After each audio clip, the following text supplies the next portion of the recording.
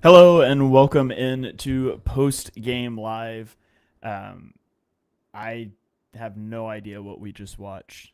Um, Absolutely no idea what was going on down the stretch in that football game. But welcome into Postgame Live. We're going to talk about it. I'm your host, Shane Haff. Give me a follow on Twitter at Shane Haff NFL, joined by all of my co-hosts in the chat here. You guys drop your comments, your questions. We'll try to get to them. Ryan is going to be joining me here a little bit later, unless he gets caught in traffic or something. I don't know, but what a bizarre ending to this football game. And I don't even know. I mean, we can. I guess we start with the end of the game and the bizarre decision making by the Eagles. Um, you get the ball back with a minute 26 left, and the Packers have two timeouts. And so at that point in the game, you have one of two options. You can be aggressive and say, let's go pick up a first down and let's end the football game and not put our defense on the field. That's one option, and that's a valid option. And I wouldn't hate that if that's the approach that you chose. It's honestly probably the direction I would lean personally.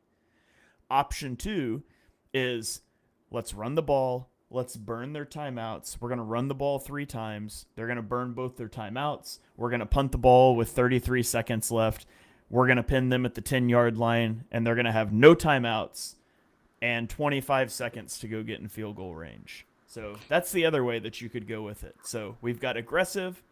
We've got the burn the timeouts approach. What you absolutely cannot do is play conservative for first, second, and third down, and then just decide let's throw the ball to the end zone and give them a free 25 yards of field position if it doesn't work out. It is completely indefensible. That this is not an analytics thing. I've said this before that Nick Sirianni is not an aggressive coach. He is a conservative coach who sometimes picks aggressive things, often when he shouldn't. And that's exactly what you saw, and it should have cost the Eagles a football game tonight. So there is no defending what the Eagles did at the end of that game. It's honestly one of the stupidest displays of coaching that I have ever seen from a game management standpoint. So Ryan's in here now. Ryan, welcome to the post-game show. I was just talking about before you hopped in how the Eagles handled that end-of-game situation. I'm curious. Mm. I mean, obviously, I think you're an intelligent human being, so I think you wouldn't have done what the Eagles did. But I am curious which way you lean. If you get the ball, you can run the ball and punt with about 35 seconds left, or you could try to be a little more aggressive and go pick up the first down. Which way do you lean on that decision? Yeah, I think especially the way that, the defense certainly had been playing. I just think pinning them deep, trying to run the ball more instead of, passing those last two on the previous drive. Those are all areas where you can, bleed some clock and then pin them deep. And then they have to, and again, McManus, as we've obviously seen, doesn't have, the leg that some of these, field goal kickers do these days. So they're going to have to go pretty deep. And just the way that the defense had been playing, the Packers offense, pin them deep. Like it wasn't like what are we doing? What are we doing with AJ Brown? Like maybe if you wanted to get him involved, maybe passing the ball more than two times throughout the game. Basically, there was no reason that any of us Eagles fans needed to sweat out that game so much. It was unnecessary, and that I don't. Again, I'm not sure if that's a completely Nick Sirianni thing. I would assume probably I lean more that way, but it's yeah, it was not fun as a fan. Let me tell you, and I don't think it was very smart. Yeah, I, my favorite thing, I guess, was we watched the Eagles just dominate the Giants, and everybody convinced themselves that Kevin Patullo had the first clue how to run an NFL offense. And we got to keep that feeling going for an extra week. because of the bye week. But the Eagles have wasted so much time making a move to a new play caller, and you're kind of hitting the point of the year that it's a little bit too late now. But it's so frustrating that this is how they come out of the bye week, and there's plenty of blame to go around. The offensive line did not play well in this game. Now, granted, Brett Toth is in at center. Lane Johnson leaves the game, which, man, I That, talk about running the gamut of emotions. When I saw him get rolled up on, yep. I thought it's a knee and he's done for the year. Maybe done. And then when the Eagles said it was an ankle injury, I was like, okay, that's good. But in the back of my head, I was like, but maybe they're just, maybe they're just saying that they're not going to put it out during the game or whatever. But then when he walked out at halftime with his helmet on, I was like, he's not going to play. But the fact he's walking out and he has his helmet means it probably is just an ankle thing. And so I was Yeah. like, he'll probably miss 2-3 weeks, high ankle sprain. And then they put him out there the last drive. And I was like, Yeah. okay. Talk about the full, like, roller coaster of Yeah. emotions with the Lane Johnson thing. But so, for a large portion of the game, you're down two starting offensive linemen. But I thought Jordan Mailata had a particularly rough game, which he's Oh, facing Micah Parsons. It look, happens. I get it, but look, can we be honest about Mailata? I don't think he's had a particularly very good year, He hasn't. He has and struggled this year. and I'm not sure what is going on. I say this jokingly, but maybe put down the microphone and stop the singing, and start focusing on what got you to where you are. But I need the Christmas album, Ryan. I need it. well, I'd rather a win than any Christmas album. I'll tell you that. But Why not both? Why not both? because it's Philadelphia, we don't do both. We do one or the other. Yeah. But yeah, I don't know. It was a rough game. Very defensive game. The fact of the matter is, I thought for a good portion of the first half, obviously up until the Eagles started driving a little bit there to get that field goal, that hey, this could be a an under 10 total scoring game, where it was just a couple of field goals, and that might have been it. But um, obviously that first drive, barring the unfortunate turnover by Hertz, again, it was like what was it? Almost like an 8-minute drive. They had driven down about Yeah. 80 yards. 16 plays, 77 yards, 8:46 off the clock, and even Yeah, even the fumble. Like, I think that was the only play they went empty in the game, and it was an easy 10 yards. yeah. And honestly, just a great play by Edgerrin Cooper. Hertz wasn't careless with the ball. He had it tucked against his body. Yeah. It was a great punch And I, out. and I think the simple fact that when he had the first hit on him, he kind of fell into the guy and landed on top of him. Had that not have happened, had it been a little bit to the side one way or the other, uh, I don't think there's a fumble. I think he's down before that even happens, and we're on our way to an opening touchdown, and then again, defenses trade blows back and forth. It's three and out. It's a first down here, it's first down there, but then you punt the ball, and obviously you could tell throughout the game that Green Bay was not trusting of their kicker, Yeah, and I think and he's been dealing with a quad injury, well, or say it was some sort of leg injury. I mean, you have that, you have the weather factor. There was a couple of things that I was like, all right, like I get it.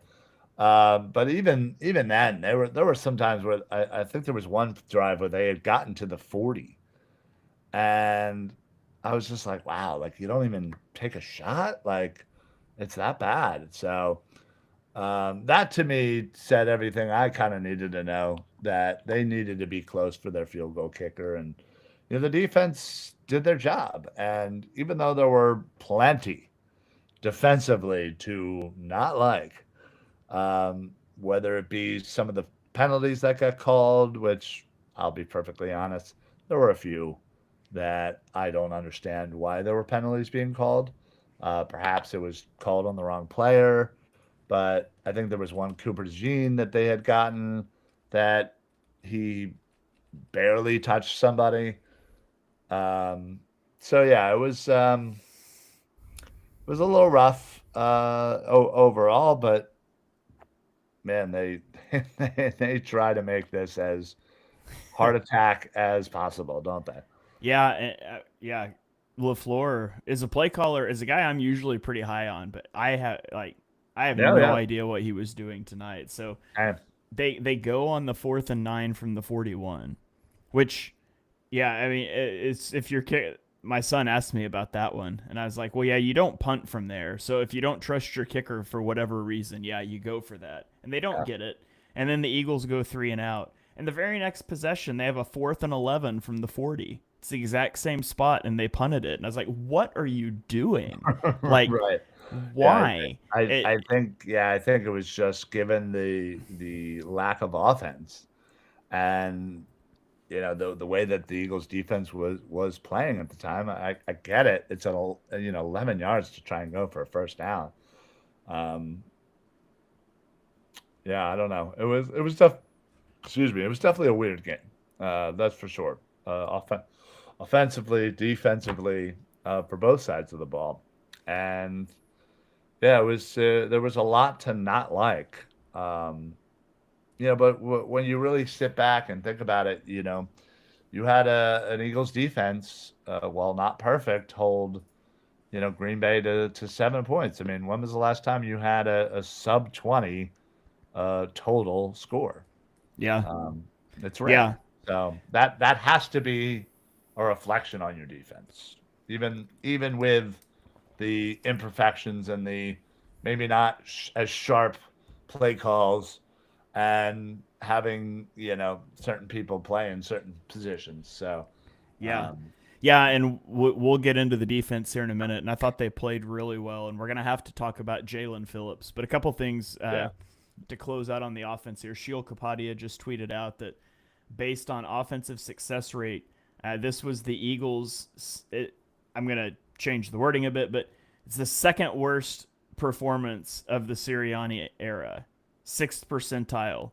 The only one worse was the 2023 playoff loss to the Bucks when the team ooh, was just completely broken. And so, lost. Yeah, um, I saw a couple of comments from people in the chat at the beginning about we're being too negative. That was an indefensibly awful performance by the highest paid offense in the NFL coming off of a bye week. yeah, So I don't want to hear that. I understand like the Eagles won, they're 7-2, and that's great. But I'm going to talk about what I saw, and the offense was indefensibly bad. yeah, yeah. Um, It really was. so I'm not going to sugarcoat that. But and the thing to me too is like good things happen when they push the ball downfield. I called out on the opening drive like that one of the corners was just sitting on a Devontae Smith hitch route. And I Yeah, was like, when you are sitting on those routes that hard, it hmm opens you up to double moves, yeah. and the Eagles are gonna hit on those, and they just never even tried. They didn't even And then try they it. Yeah, finally try to throw the deep ball, and they connect with Devontae Smith for a touchdown. And yeah, then a drive or two later, they throw the ball on a 3rd and 12 instead of running a coward draw to Will Shipley, and they connect for a first down. And it's just like when they will push the ball downfield.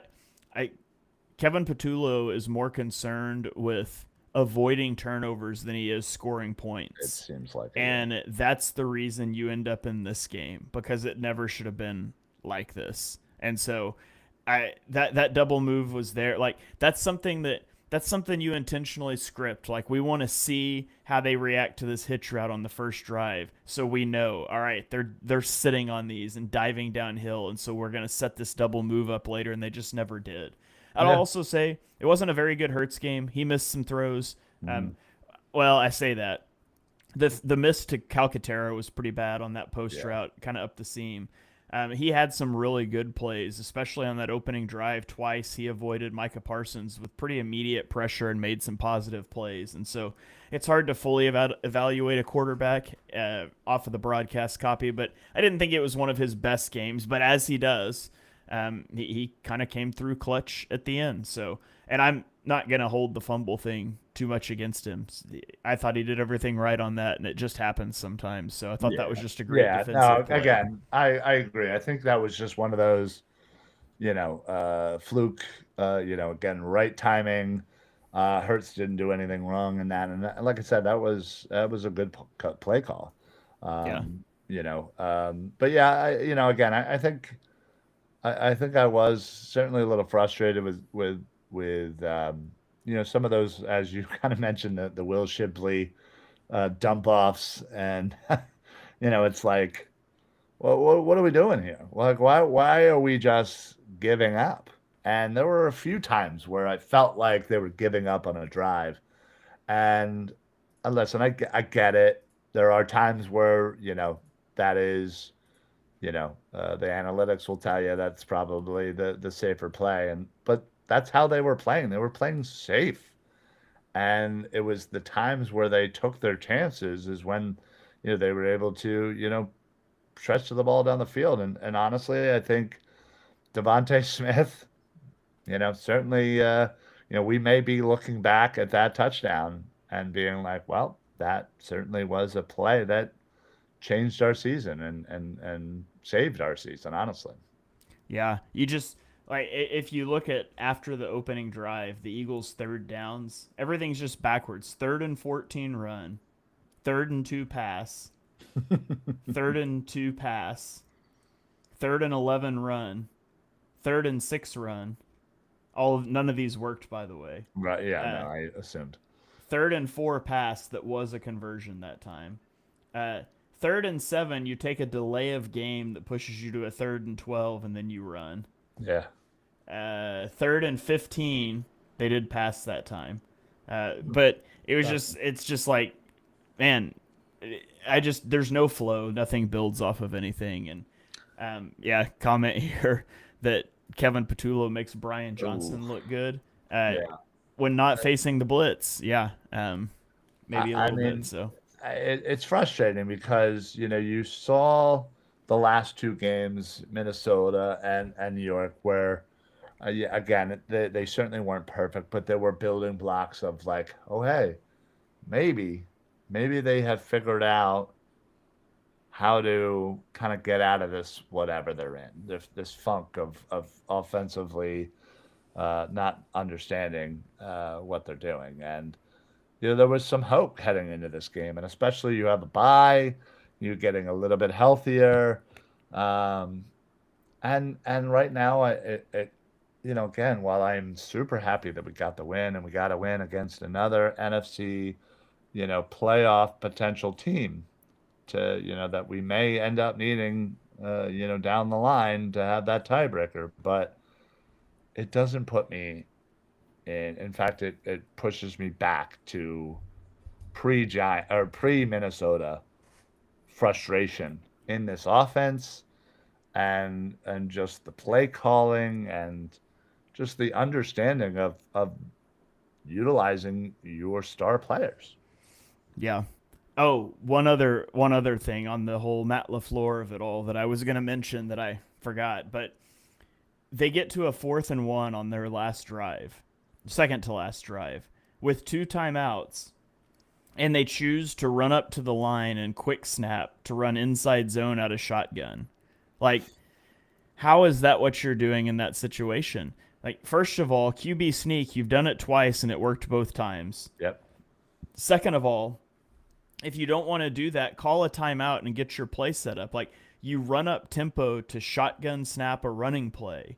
All you're doing is you're frazzled. You're allowing the defense to know exactly when you're going to snap it. They knew exactly what play that. I mean, half the defense was yelling inside zone this way, and you see Moro Ojimo jump the snap. You see, I don't remember who was next to him, probably Carter jump the snap too, and it just gets blown up. Like, Yeah. just horrible management. So, Yeah, and I get why I think they kind of went away from the tush push in those situations is because clearly each Green Bay and Philly had a sneak where there was some clear offsides, and on that third one, which happened to be Green Bay, they called it. Yeah. And I think that was kind of a sign to, Philly to be like, hey, listen, like, unless you guys know you are 100% being on sides, maybe don't do that play. I do not understand why it is so hard for left guards not to false start on QB sneaks.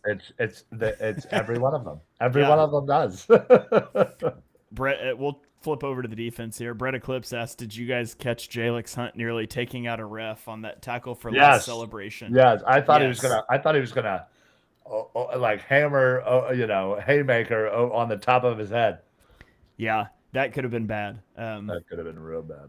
I I would assume no flag would fly there because it clearly wouldn't be intentional. But given the quality of the officiating in that game, who the heck knows? Um, but yeah, let's talk about the defense. And I feel like the place we have to start with the defense is with Jalen Phillips. And Yes, so yes, Jalen please. Phillips was awesome in this game. He plays 53 of 68 snaps. He had 8 pressures in this game. 8. I don't think. Well, Jalex Hunt, I think, had a 9 pressure game that was all fake against Jackson Dart because he just kept rolling into him. But Right. I think it's It's the most dominant defensive line game I've seen from an Eagle this season. He does not end up with a sack, but he generated a sack for Jalex Hunt. I think it was on the opening drive. He was in on several big plays in the run game. He leads the team with defensive stops with 5. Uh, where did tackles for loss go? Now I can't find the tackles for loss. But anyways, Oh incredible yeah. Oh, performance I thought yeah. Oh yeah. by Jalen Phillips. What a pickup at the trade deadline. And we always talk about that how he's in season deals typically aren't good. I think we Yeah. can go ahead and say this one's good because Jalen Phillips was awesome tonight. Yeah, he was out there completely, um, making his mark on the field and affecting the play. Again, may not have gotten the sack or this or that, but he was forcing plays to away from him because he was again getting those pressures and again got the fumble recovery, um, and yeah, again basically, you might as well have, Jalen Hunt better give Jalen Phillips, a nice steak dinner or something on for that sack, because that was pretty much all Jalen Phillips. And Yeah. again, it was nice to see, somebody who's been here for 6 days have that much of an impact. And again, I talked about hope, early. The hope here is that he can continue to build on it as he gets more comfortable with his line mates, with working with Vic and some of the other players. That is only going to get better. And as Nolan Smith kind of gets himself used to playing again, obviously he was impactful. So it's nice to see that we have a 2-man edge, at least starting wise going forward, that there's some hope to it. And obviously, I would love to know. I'm sure you have the stats right there. How many plays Brandon Graham actually played? I 10 felt like snaps. I didn't. How many? He played 10 snaps. 10. Yeah, I felt like I did not see him except for like one or two. So, Yeah, um, had 1 pressure on 8 pass rush snaps. there you go. But yeah, again, I feel a lot better about the edge position in now finally seeing Jalen Phillips and the impact that he can have. So it was certainly good, in that regard. Um, Speaking of edge, and not really, uh, but can we both agree that I don't ever want to see um, man, I'm blanking. Why am I blanking? Because it's Um, late. I know, yeah, it is late. Linebacker who I love, we just drafted, Campbell? Campbell. I don't ever want to see him on the edge. Yeah. He Yeah. cannot set an edge. Yeah. I've been He saying was that he was since before he getting played a snap for the Eagles. Yeah, he was. Yeah, well, that very true, but even worse to have him there. But I mean, he was getting dogged by wide receivers, and not very good ones, by the way. Uh, and I'm like, why do we continuously like we have bodies now? Yeah. We have people that we can have on the edge.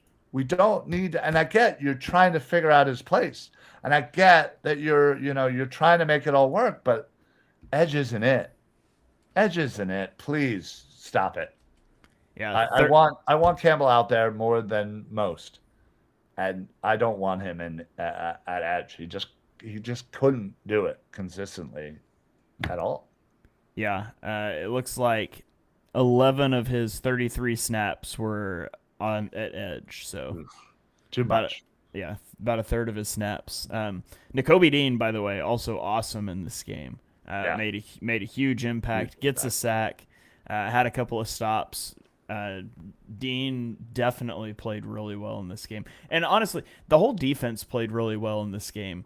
Now they pressured Jordan Love on 41% of his dropbacks. Love was only 3 of 12 for 21 yards, took 3 sacks when he was pressured, and so they lived in the backfield. Now, it's worth mentioning also that the Packers are without Tucker Kraft, who is their best weapon on offense, and they're without Matthew Golden, their first round pick at wide receiver. And so this was a depleted weapons unit. That said, we saw this defense get pushed around by the Giants on a Thursday night game against really bad receivers. And so you don't take anything away from the defensive performance. It was a really good performance, but it's not going to be that dominant week in and week out. And so, they're going to need something from the offense. By the way, Ryan, was it not the most like predictable thing? There was never a shadow of doubt in my mind when the Eagles finally scored a touchdown to go up 10 that the defense would immediately give up a touchdown so we Yeah, could sweat yeah. out the end of this game. Oh man, that's too funny. My Honestly, my son was like, ball game, and I was like, nope. And nope. he goes, but they haven't scored all game, and I said yes, but we haven't either. Yeah, And I have watched enough Eagles football to know what's about to happen. yeah. No, I immediately was like, all right, well, I was like, at least there's not that much time left. That for when they do give up the score, hopefully we'll have enough time to milk the clock. But yeah, I thought the same thing. I was like, we're at least giving up three, if not a touchdown. And yeah, sure enough, yeah, it's funny. I feel like Green Bay, to be perfectly honest, if they just would have just kept going to Josh Jacobs, I don't know if we'd be sitting here with a win. Um, Jacobs was doing, did such a great job, honestly. And perfectly honest, I would have used him a lot more if I was Green Bay. Yeah, yeah. I thought he had a good game, and that has been the weakness of the Eagles' defense so far is giving up outside runs, particularly toss, but they've gotten, on some stretch plays and things too, but particularly tosses to the outside from condensed wide receiver alignments have been a big issue for the Eagles. Going back to something I was talking about after the Rams game, and Packers run a pretty similar style of offense, and we saw that a little bit tonight too. And that's something that's worth monitoring going forward because I think at this point, the three biggest contenders in the NFC alongside the Eagles are the Rams, who do that a ton, the Seahawks, who do that a ton, and the Lions, who do that a ton. And so it is something that the Eagles are going to have to fix, get a little better at. And hopefully, some of the new edges that you have in there are going to be able to help with that too. But wasn't the best Cooper DeJean game either. Although I was laughing on the broadcast, that second holding penalty they called on him, they showed the replay, and I was laughing at the announcers trying to figure out where it was. But yeah, Troy was trying his very best to move past it real quick. if that wasn't a wrong number call out and the penalty was actually on someone else, that was one of the worst calls of all Yeah, time. I completely agree. And honestly, due to the whole YouTube thing, I watched the game at my local watering hole. So I literally stood up and I was like, where the is the penalty? And as soon as they showed the replay, I was like, what are we doing? What like are we just calling things to call things? And I'm obviously I'll go back and look because now I'm more curious as to maybe who could have Yeah. been called for the hold because it couldn't have been Coop. Yeah, I'm assuming they got the wrong number on that one. Uh, They had to. for the sake of all referees and their honor, I hope so too. Yeah. I just saw NFL memes posted on Twitter that Nick Sirianni received a random drug test after the conclusion of the Packers game. Oh man. Nice, So nice. Yeah, it's not wrong. yeah, I think I will walk away from this game exhausted and hopefully I'll sleep well tonight, but I think I'll wake up tomorrow and I'll be really encouraged by what we saw from the defense, particularly the pass rush, because the Packers have a solid offensive line. And so, we could say you held them to 7 points because they're injured and, their receivers and stuff. But the pressure the Eagles were able to get is something that we haven't really seen. And so I'll walk away really encouraged by that and really concerned about the offense. And yeah, this comment here that the special teams holding on Ringo That was was just as bad. how do you call a holding penalty on a gunner? Like, Right, like, right. Like well, that's what we were all like. Wait a minute, Ringo, he's the gunner. yeah. When did he have time to hold anybody? The And only time you get a holding call on a defensive, quote unquote defensive player, that's not like holding a receiver, is like if you hold an offensive lineman that's trying to pull in the run game. Like, yeah, there's literally no circumstance where that should ever be called. And then the broadcast is trying to be like, yeah, he was trying to like slingshot around him. I was like, they're running the same direction. yeah. Like, that was one of that was a it was a really poorly officiated game. Really poorly officiated game. It looks like Ryan might have froze for a second here. So, Oh, Ryan's back now. sorry about that. Yeah, the defensive player or the Green Bay Packer player, got spun around somehow, and then it almost seemed like that was the reason why they called it.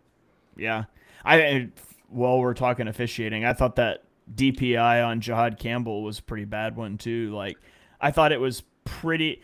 I mean, I could see you calling it, but I thought Yeah, it but was like pretty weak contact, and then the ball wasn't even catchable anyways. right. But Well, and that's also the main thing there is that by the time he did make what you would consider pass interference, the ball was already passed and out of reach. So yeah, it's like, yeah, it just sucked. Yeah, the refs weren't great, but again, never an excuse to lose a game. Just unfortunate, and yeah, it is the what it refs is. weren't great, but they were still better than the offenses on both No, sides. that's for sure. That So, is for sure. all right, man, I'm trying to think if there's anything else that I wanted to mention. I don't think So there is. the special teams Yeah. that play where the ball bounced into Oh. the end zone and then Gibson grabbed it, decided to run backwards 4 yards and almost get a safety, even though theoretically he couldn't have. Uh huh. Yeah, that was that was a strange play, for to say the least. You know. Yeah. Let's explain that one because I saw a lot of people upset about that on Twitter, talking about how that. So first of all, it was clearly like I loved how the announcers were trying to be like, yeah, oh, it's close. It's like the guy ran for 4 steps in the end zone before he touched the ball, so it was already a touchback.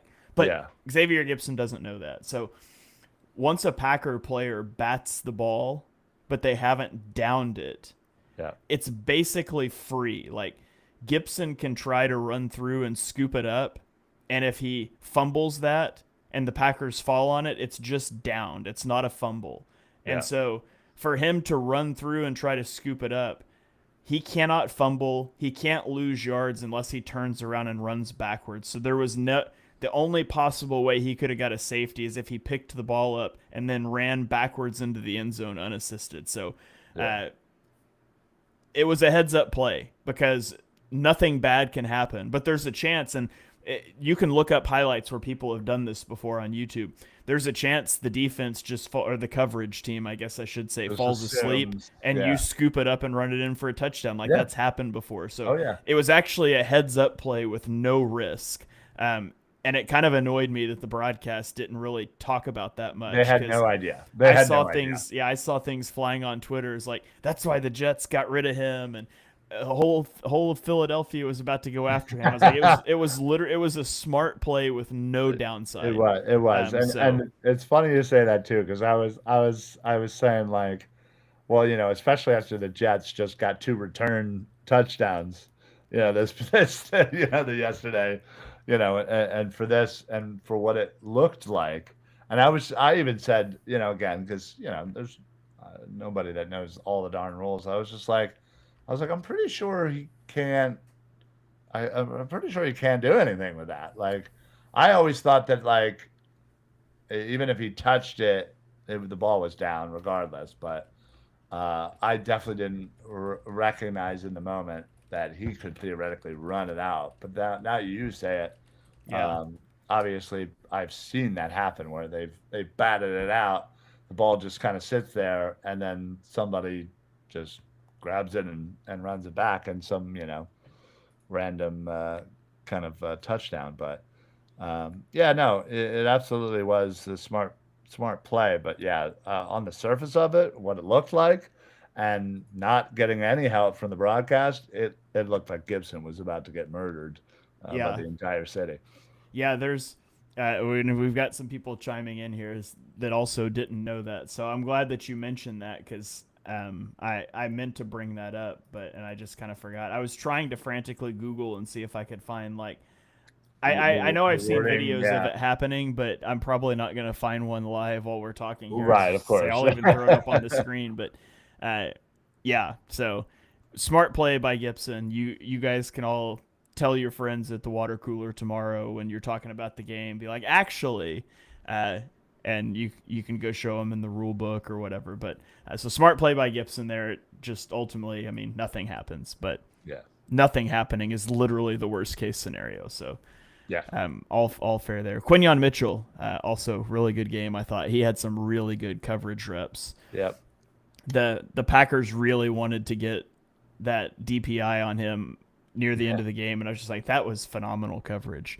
yeah. Comment here from Brett Eclipse. What do you think about Fangio's end of game blitzing? Mm, I'm always scared of what Fangio is going to do late in the game when he's frustrated, and I feel like you saw it after they picked up that first down. I think he blitzed 3 plays in a row, and they were working, and so it's a better place to do it when you're playing receivers like this, I guess.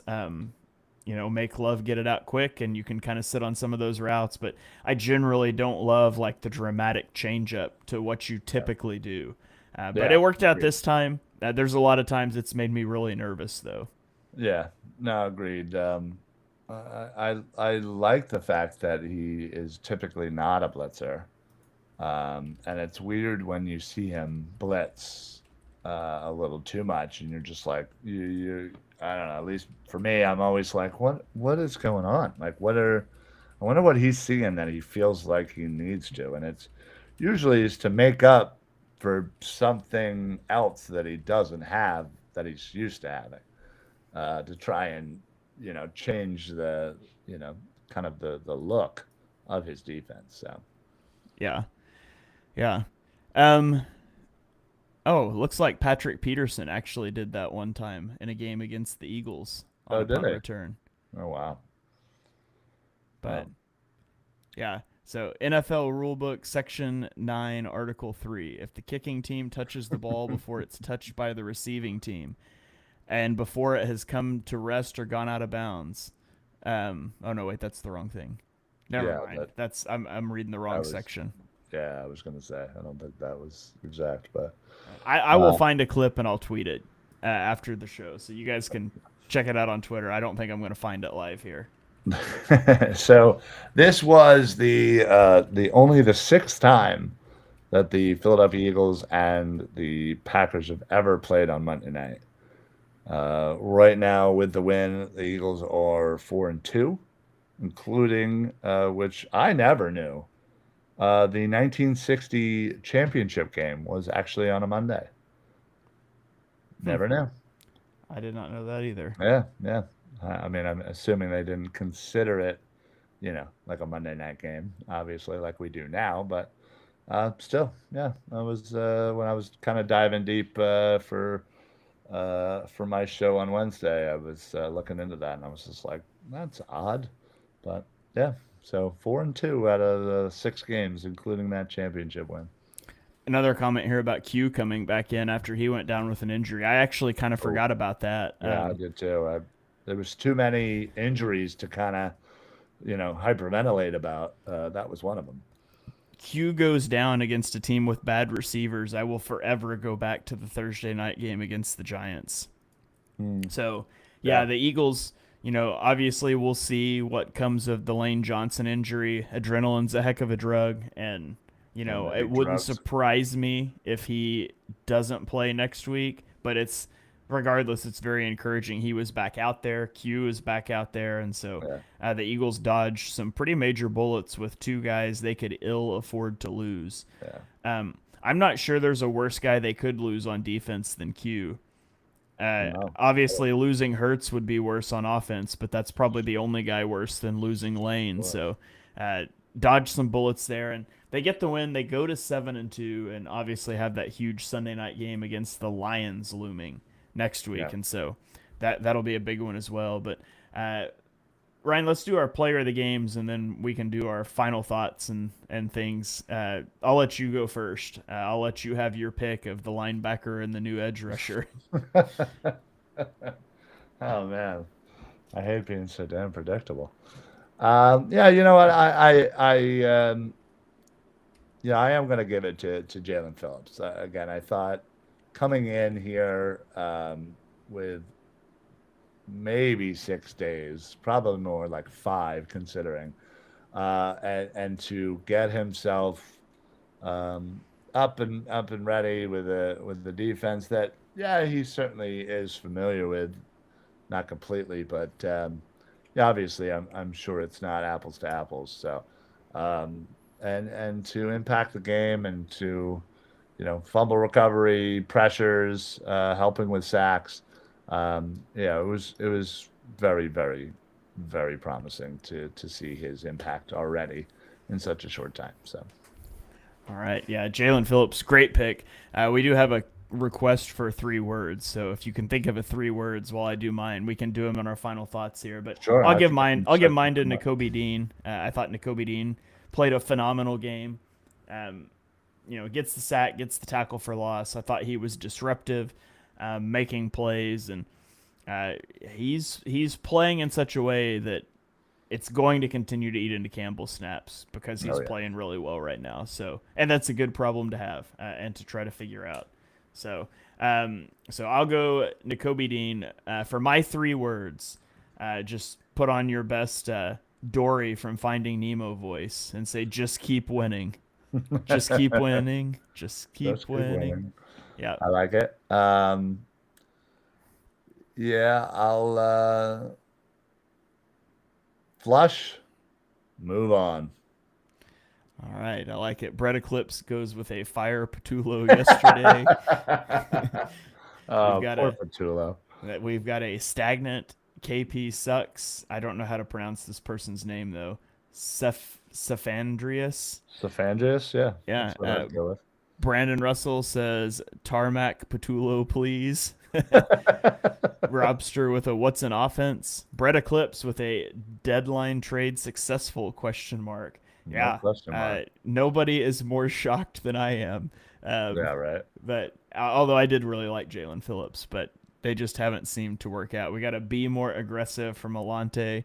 Be Kevin aggressive. Patulo, prison. from the Animaniac. Makes me think of Parks and Rec. It's like you call a draw on 3rd and 12, straight to jail, Yeah. straight to jail. I mean, that's not wrong. Speaking of trades, did Michael Carter play at all? I don't think so. Let me I pull that. didn't think he was among the inactives, but I did not I did not physically see him out there, but Yeah, let me throw it. Oh, where did it all go? All the data blanked out oh now. no. We got a couple of more. Fire Patullo, please. I don't know. That's pretty accurate. Very Yeah, stoppable offense. Another Brett Eclipse classic. all That's the snap counts disappeared from PFF, so ugh, like it's just a blank screen now. So I nice. can't look that up. But I don't think he Uh, played. yeah, I was gonna say I don't think he did either. Patullo, Paynes, Philadelphia, triple P's. Yeah, that's a good show title. Yeah, it is. So, all right. Well, let's go to final thoughts. Ryan, any final thoughts? Anything you couldn't fit in earlier? Lay it out here for the people. No, I just again, I think it was kind of an ugly game offensively. The defense certainly stepped up, but by no means was perfect. I think Green Bay's offense was certainly had some issues, but listen, no one ever is going to recall how a game was won. All that matters is that they did win. They continued to, be atop the NFC, and yeah, they have a Lions game that I think is just as important coming up on Sunday night. Um, so, if they can get through Detroit with another win, I'd be feeling a lot better. That's for sure. But hopefully, this was just a small blip offensively, and we can go back to, maybe what we saw during the Vikings, during the second Giants game. Um, yeah, I don't know. I'm not that nervous, Russell, Brandon. Um, I think the offense, Detroit offense, is very stoppable by the Philadelphia Eagles defense. It's more of can this offense get back into a rhythm, and that's I think what ultimately is going to determine the outcome. Yeah, they seem to oscillate between good games and bad Yeah, games. So yeah, that's they very they true. lost to the Chiefs, and then they beat Tampa, lost to the Vikings, then beat the Commanders. So it should be time for them to lose again, just in Agreed. time for them to beat the Giants the following week. So it all lines up good from that Sure standpoint. But does.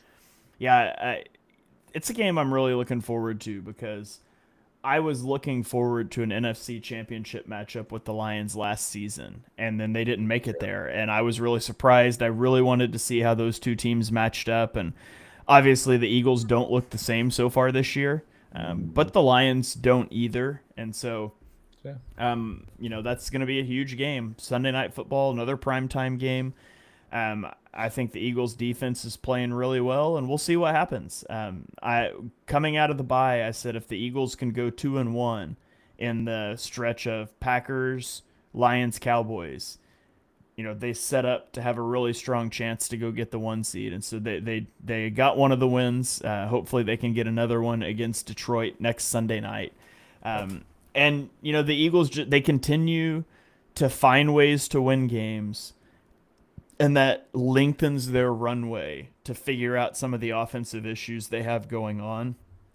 It's certainly not ideal that we're going into week 11 next week and this is still what the offense looks like, but the Eagles are 7-2. And so I'm not going to say, a win's a win, because we did that in 2023 and not every season's 2023, but there's some real problems.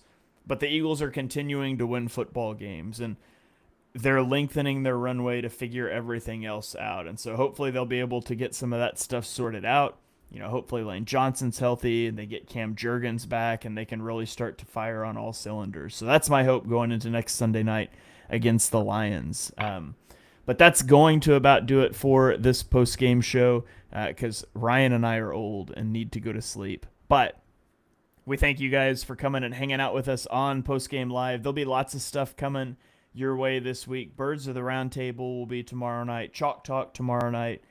Johnny and I will be doing our film show, I think, on Wednesday. Hopefully, we can get through the film and still do it at the normal time. But lots of content coming your way. So if you enjoy the post game shows, all the content, make sure you hit the subscribe button on YouTube, Twitter, wherever you're watching these at. Go subscribe to the podcast feed too. That really helps us out a lot to bring you guys more content like this. So the Eagles improved to 7-2.